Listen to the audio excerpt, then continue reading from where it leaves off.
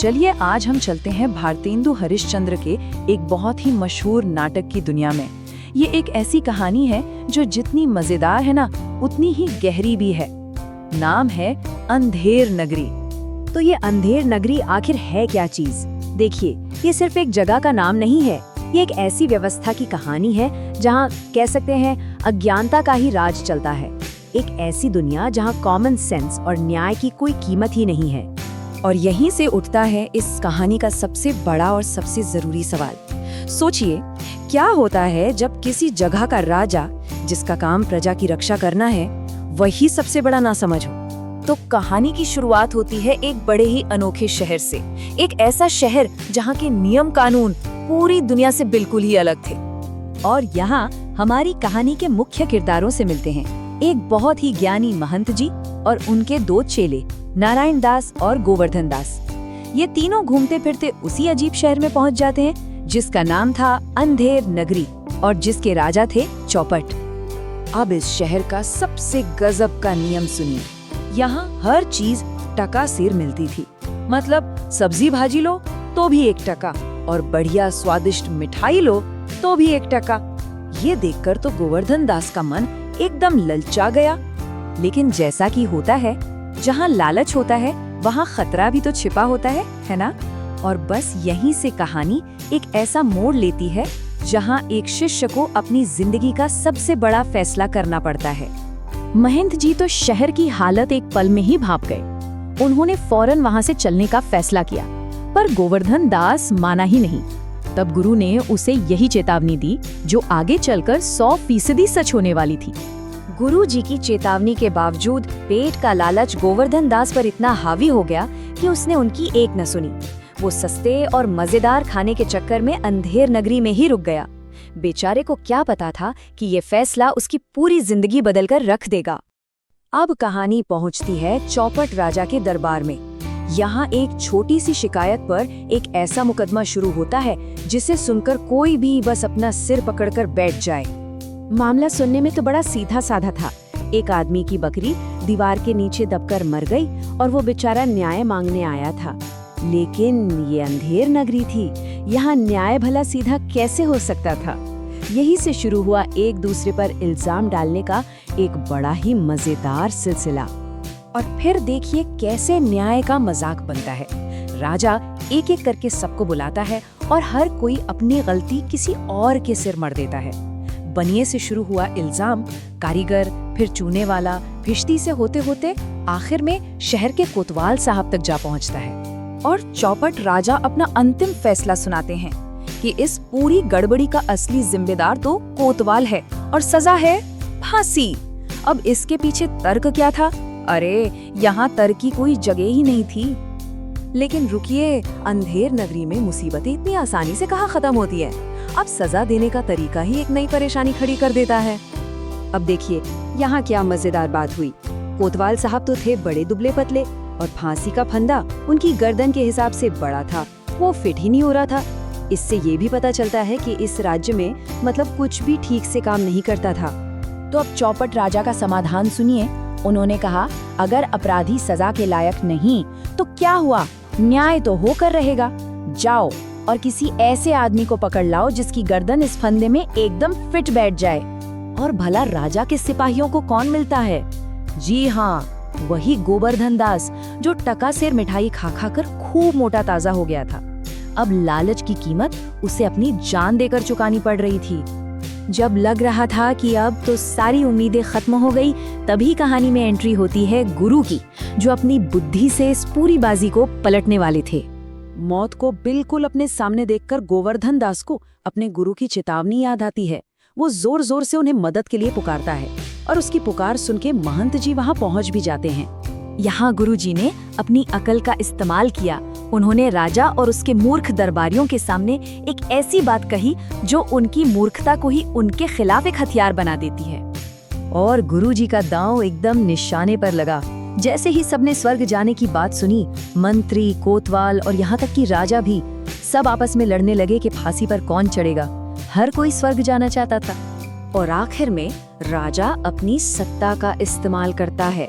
वो ऐलान करता है कि स्वर्ग जाने का पहला हक तो तो उसी का है, और फिर वो हुक्म देता है कि उसे ही फांसी पर चढ़ा दिया जाए। और इस तरह एक मूर्ख राजा अपने ही लालच और अपनी ही नासमझी के जाल में फंसकर मारा जाता है, और ये कहानी अपने अंजाम तक पहुंचती है। तो इस पूरी घटना से हमें सीखने को क्या मिलता है? ये कहानी हमें सिखाती है कि जब किसी देश का नेतृत्व मूर्ख और मनमाना हो तो उसका नुकसान सबको उठाना पड़ता है। ये भी दिखाती है कि लालच कैसे इंसान को बड़ी मुसीबत में डाल सकता है और मुश्किल समय में सिर्फ ज्ञान ही काम आता है। और अंत में ये सवाल आज भी उतना ही सच है जितना सदियों पहले था। जब सत्ता में बैठे लोग तर्क और समझदारी की अनदेखी करते हैं तो उसकी असली कीमत आखिर चुकाता कौन है? ચાલો આજે એક એવી અજીબ દુનિયાની સફર કરીએ જ્યાં બધું જ ઉલટું પુલટું છે. આ વાત છે અંધેરી નગરીની, એક એવું રાજ્ય જ્યાં રાજ તો મૂર્ખાઓનું છે અને સમજદારીનું તો નામ નિશાન પણ નથી. આ આખી નગરીનું રહસ્ય ખબર છે? બસ આ એક જ આંકડામાં છુપાયેલું છે.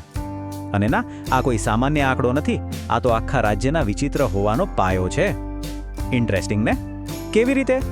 કારણ કે અંધેરી નગરીમાં ભાઈ દરેક વસ્તુની કિંમત બસ એક જ હતી. તમારે સ્વાદિષ્ટ મીઠાઈ લેવી હોય કે પછી લીલા શાકભાજી, બધું જ મળે માત્ર એક સિક્કામાં. બધું જ ટકે શેર. તો આ છે આપણી અંધેરી નગરી અને તેના મૂર્ખાઓના સરદાર રાજા ચોપટ. અને આ જ અજીબોગરીબ નગરીમાં એક જ્ઞાની ગુરુ પોતાના બે શિષ્યો નારાયણદાસ અને ગોવર્ધનદાસ સાથે આવી પહોંચે છે. અને બસ અહીંથી જ શરૂ થાય છે સાચા જ્ઞાન અને માણસની લાલચ વચ્ચેની અસલી ટક્કર. એક બાજુ છે અનુભવી ગુરુની સમજદારી અને બીજી બાજુ છે તેમના એક શિષ્યની અતૃપ્ત ભૂખ. હવે જુઓ, બંનેના વિચારોમાં કેટલો મોટો તફાવત છે. ગુરુ તો તરત જ પારખી જાય છે કે જે જગ્યાએ કોઈ વસ્તુનું સાચું મૂલ્ય જ નથી એ જગ્યા ખતરનાક જ હોઈ શકે. પણ આપણો ગોવર્ધનદાસ, એની આંખો પર તો સસ્તી મીઠાઈઓના સ્વર્ગનો પડદો ચડી ગયો હતો. આ શબ્દો ખાસ યાદ રાખવા જેવા છે. ગુરુજી પોતાના જિદ્દી શિષ્યને આ છેલ્લી ચેતવણી આપીને ત્યાંથી નીકળે છે. અને આ એક જ વાક્ય આખી વાર્તાનો વળાંક નક્કી કરવાનું છે. આખરે થયું પણ એવું જ. ગુરુજી પોતાના બીજા શિષ્ય નારાયણદાસને લઈને ત્યાંથી ચાલ્યા ગયા અને ગોવર્ધનદાસને એ મૂર્ખાઓને નગરીમાં પેટ ભરીને ખાવા માટે એકલો જ છોડી દીધો. હવે વાર્તામાં આવે છે એકદમ મજેદાર વળાંક. એક નાનકડી સાવ સામાન્ય ઘટના રાજા ચોપટના દરબારમાં કેવો ભૂકંપ લાવે છે એ જોવાની મજા આવશે. એક ફરિયાદી રાજા પાસે આવે છે. તેની ફરિયાદ છે કે કલ્લુ વાણિયાની દિવાલ પડી અને એની બકરી નીચે દબાઈને મરી ગઈ. એકદમ સીધો સાધો કેસ લાગે છે, જેનો ઉકેલ પણ એટલો જ સીધો હોવો જોઈએ, ખરું ને? પણ ના, આ અંધેરી નગરી છે. અને પછી તો શું પૂછવું? દોષનો ટોપલો એકબીજા પર ઢોળવાની એવી રેસ લાગી કે વાત ન પૂછો. વાણિયાએ કારીગરને દોષ દીધો, કારીગરે ચૂનાવાળાને, ચૂનાવાળાએ ભીસ્તીને. એમ કરતા કરતા આખી ગાડી છેક શહેરના કોટવાળ સુધી પહોંચી ગઈ. રાજાના ન્યાયનું આનાથી સારું ઉદાહરણ બીજું શું હોઈ શકે? આટલી બધી માથાકૂટ પછી રાજાજીએ પોતાનો મનસ્વી ચુકાદો સંભળાવ્યો. બકરીના મોત માટે શહેરનો મુખ્ય અધિકારી એટલે કે કોટવાલ ગુનેગાર છે અને બસ એને ફાંસીએ લટકાવી દો. પણ વાર્તા અહીંયા પૂરી નથી થતી હો. હવે તો સજા પોતે જ એક નવી અને એનાથી પણ મોટી હાસ્યાસ્પદ સમસ્યા ઊભી કરે છે. બન્યું એવું કે સજા આપવા ગયા ત્યાં એક ટેકનિકલ પ્રોબ્લેમ આવ્યો. ફાંસીનો ફંદો તો બની ગયો હતો, પણ કોટવાલ સાવ પાતળો હતો. એની ગરદન માટે ફંદો ઘણો મોટો પડ્યો. હવે જુઓ રાજાની બુદ્ધિ. એમનો હુકમ શું હતો ખબર છે? કે ભાઈ ફાંસીનો ફંદો તો બદલાશે નહીં, ગુનેગારને જ બદલી નાખો. સૈનિકોને આદેશ મળ્યો કે જાઓ, આખા શહેરમાંથી કોઈ એવા માણસને પકડી લાવો જેની ગરદના ફંદામાં બરાબર ફિટ થઈ જાય. અને નસીબનો ખેલ તો જુઓ, સૈનિકોને કોણ મળ્યું? એ જ આપણો ગોવર્ધનદાસ, જે સસ્તી મીઠાઈઓ ખાઈ ખાઈને એકદમ તગડો થઈ ગયો હતો. બસ એની ચાટી ગરદન ફાંસીના ફંદા માટે એકદમ પરફેક્ટ હતી. હવે આવે છે વાર્તાનો ક્લાઇમેક્સ. ગુરુજી પાછા ફરે છે અને આ મૂર્ખ રાજ્યની મૂર્ખાઈનો ઉપયોગ કરીને જ પોતાના શિષ્યને બચાવે છે. ફાંસીના માચડે ઊભો ગોવર્ધનદાસ રડી પડ્યો. એને પોતાના ગુરુના એ ભવિષ્યવાણી જેવા શબ્દો યાદ આવ્યા. પસ્તાવાના આંસુ સાથે એણે મનોમન ગુરુજીને યાદ કર્યા. અને બસ જાણે કોઈ જાદુ થયો હોય, ગુરુજી ત્યાં હાજર થઈ ગયા. એમણે તરત જ ગોવર્ધન દાસના કાનમાં એક ગુપ્ત યોજના કહી અને બચાવનો રસ્તો બતાવ્યો. અને અચાનક ફાંસીના મેદાન પર એક એવો વિચિત્ર ઝઘડો શરૂ થયો અને એક એવો સવાલ પૂછાયો જે કોઈએ ક્યારેક કલ્પના પણ નહોતી કરી. ત્યાં તો એક અજીબ જ દ્રશ્ય સર્જાયું. ગુરુ અને શિષ્ય બંને એકબીજા સાથે લડવા લાગ્યા. બંનેની એક જ જીદ હતી કે ના, પહેલા હું ફાંસી પર ચડીશ. અને અહીં ગુરુજીએ પોતાની સૌથી મોટી ચાલ ચાલી.